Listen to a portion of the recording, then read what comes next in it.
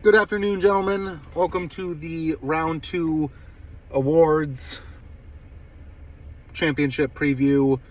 It is coming out. This video is coming out on a Monday.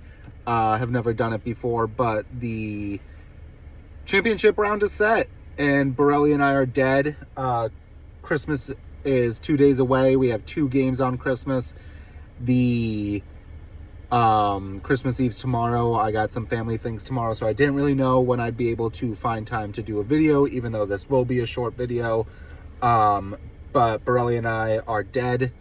And yeah, we have the championship match set. It will be Frankie and Jake. So when I do the preview in a minute or two, I don't have the percentages up, so I am sorry because it is not finalized yet. But just wanted to get the video out with. The next video will be crowning the champion and the superlatives for all 10 members. With the championship being set, I think this league of 10 of us, 5 of us don't have a ring, and then 5 of you have a ring, with 1 of you having 2 rings. I think, going into the playoffs, 6 teams, first year doing 6 teams, 4 out of the 6, so 66% of the playoffs, it would have been getting the first ring. But now we have a championship set where it's the race to the second ring to join Drost and the only person in this league with 2 rings. Jake and Frankie. Frankie won 1 prior to COVID. Jake won 1 during COVID. So Jake likes to say anything prior to COVID is the dead ball era, but I think most people in the sports world will say that COVID was just a weird year. I mean, even the Dodgers World Series championship that year has an asterisk, so I'm not saying we have to put an asterisk on Jake's ring during COVID, but definitely up there. Before we go into the awards, I just also want to say, last year I got a lot of flack for trading Amon-Ra for Kyren and Tank Dell. But I think in hindsight and in retrospect, that the trade of Josh Allen and Justin Jefferson looks way worse than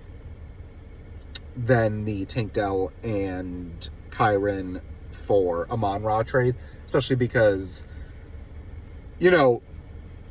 Justin Jefferson and Josh Allen are spearheading Jake's championship campaign right now, and you can definitely make the case that if Drost didn't make that trade and Jake didn't make that trade, it would be a way different story. But regardless of the fact that's over and done with, just think it's interesting, and I think it might be time to revisit that trade as the worst trade that's been done in this group. All right, speaking of Borelli and myself, dead on arrival, the awards to both Borelli and I, just hard fought. I think that people outside of the playoffs looking in would say that, they really wanted someone new this year. Borelli and I had the opportunity to do that. Borelli most points for. He got the Venmo. I had the second most points for. We looked great all year.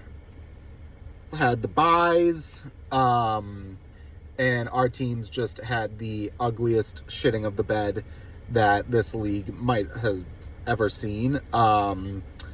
So it's true what they say. It's not good to get the bye because then you're out early on. But the awards for the losers, Borelli and myself, just want to say, I'll combine the two and say hard fought, but there's absolutely no moral victories. And if this was a dynasty league, we would be saying to our guys, hey, it's time to bounce back. And we'd keep the same core going into next year, but we don't. So my silver lining going into next year is that I may be winning the CBS pick'ems and we'll be able to pick where I draft, which is nice. And Borelli hasn't done one pick'em this year, so really he has no silver lining, so that's that.